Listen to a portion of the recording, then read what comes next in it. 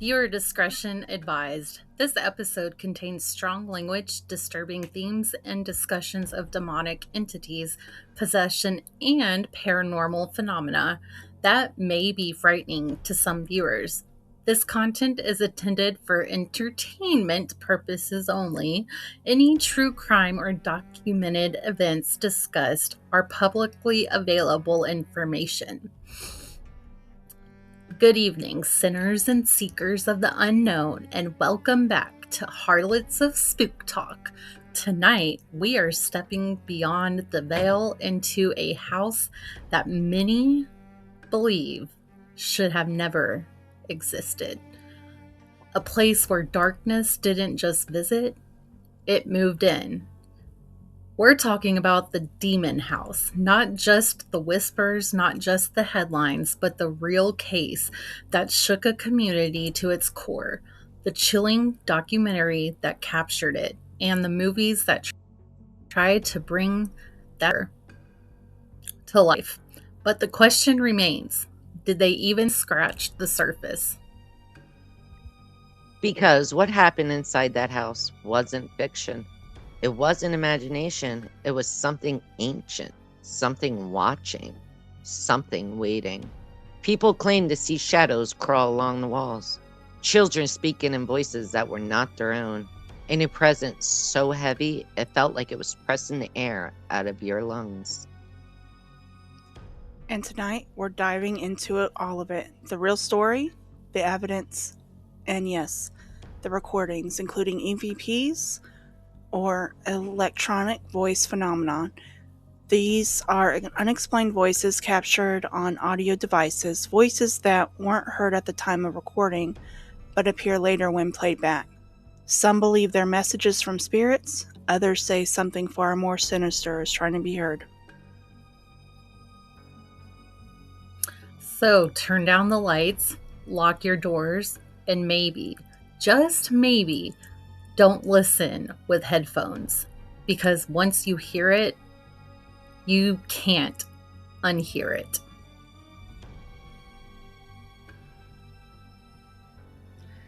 Before we descend too far into darkness, let's take a quick moment to thank our sponsor, Molly B's Cookies.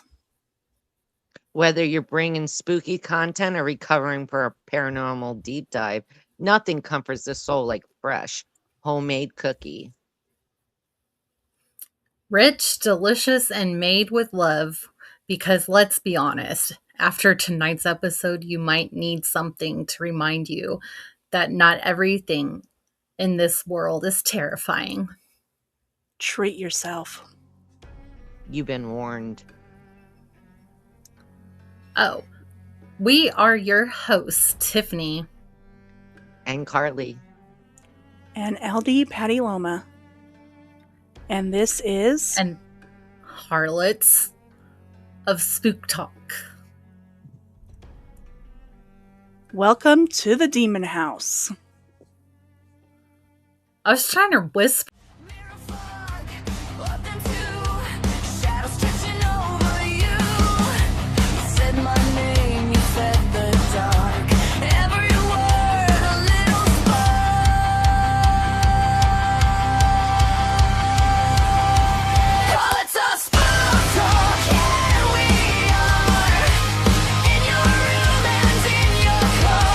Swear you once on what we're told. So much true and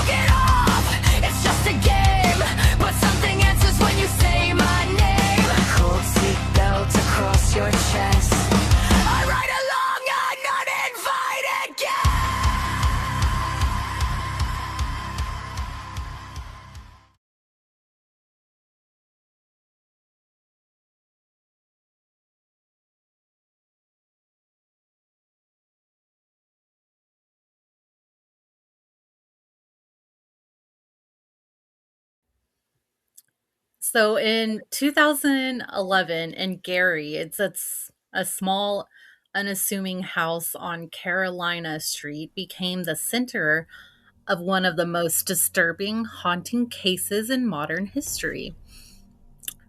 A woman named Latoya Amon, is it Amons?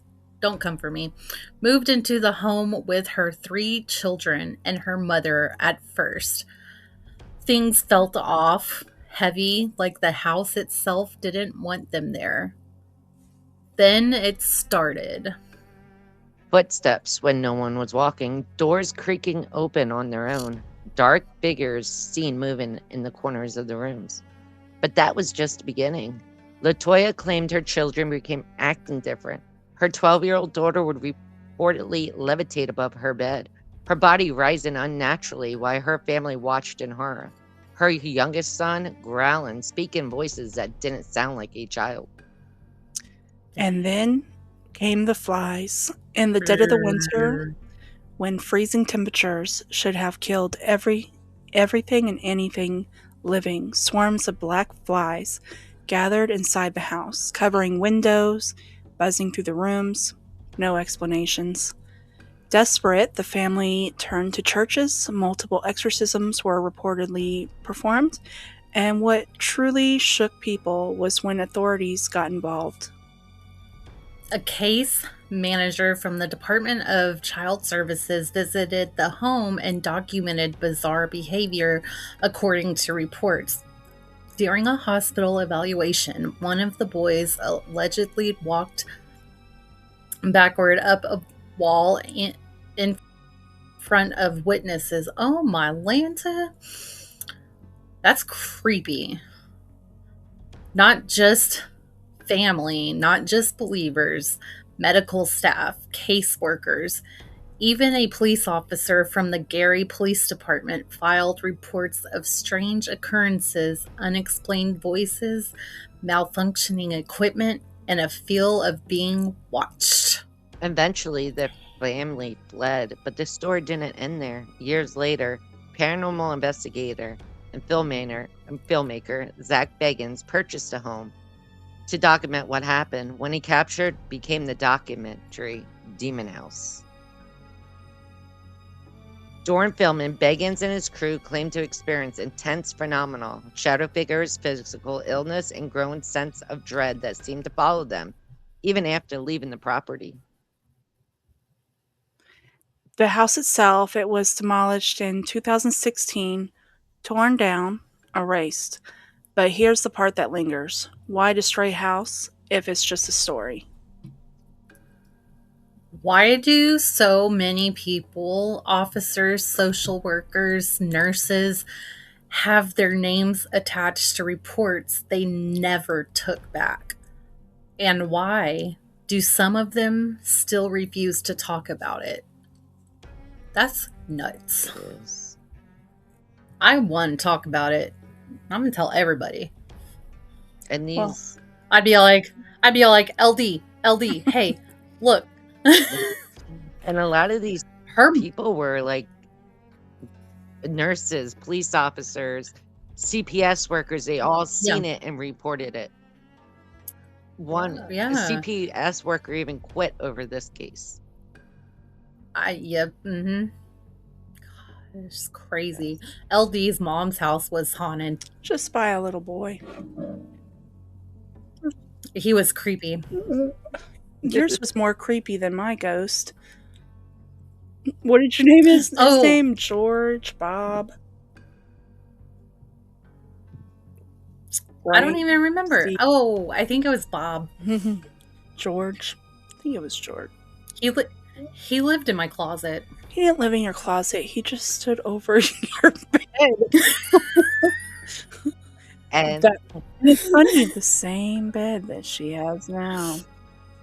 Actually, no, I got a new one. But it is terrifying. He tore it down to stop anybody else from living there. Yep. But that makes sense because, like, what if he didn't and he sold it Yeah, he to someone else? Yeah, Yeah. or he didn't buy it, you know, like, or if he didn't buy it and someone else did before him, you know, He like, bought I it. mean, He bought it I get where he's just coming to tear it from. down. He did a little investigation and then he tore it down. Mm-hmm. Y'all can watch it, you know, on TubeU or right here on YouTube. You can watch Zach Baden's and all the investigators that went into that house. There's also a movie, so check out the movie. That's actually what I'm definitely going to be doing pretty soon. I'm looking forward to that. It's a And documentary that is they actually. actually have a movie too. Yeah. Oh, really? Yeah. I was That's watching what it's called. Well, it's called a mockumentary because No, guess what it's called? No, the actual movie. No, I know, but I was just saying what I watched. So guess what it's okay. called? What is it called? The Demon Your mom. House. The Demon House. My mother is a goddess. You be nuts. I know. I love you. I'm not saying that. You asked me what the name was, so I just came up with it. So some say it was all a hoax, mass hysteria, misunderstanding. Other believe something was in that house.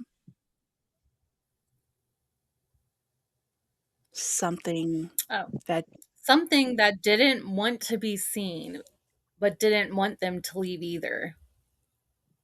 And maybe. Go ahead. No. And maybe, just maybe, tearing it down didn't get rid of it. Bum, Bum, bum. bum. But I think it did. I mean, yeah. He took the basement stairs. It's in a museum in Las Vegas. For one, now that I know this, we need to go back. Yes, in Zach Bagan's museum. Uh-huh. And guess what else is in Las Vegas, guys? The Death Museum, too. That's the 2 locations. Can we do that? We should. Didn't we? Oh. Yeah, but they're different ones. Oh. If you let us do that, we can move to Montana. I'm not moving to Montana. Y'all can move to Montana. I know. I'm bribing her. I mean, I wanted to move. I wanted to go and see the Annabelle doll, but you know, we're like, no. Look, I'll do that, and then we can also go to Vegas. Okay, done. All right. I hope you'll have a safe week. Don't forget to check out our live. And oh my God, it's on my nose. Okay. Have a nice. It's those flies. Oh my God. Have a nice week. Blessed be.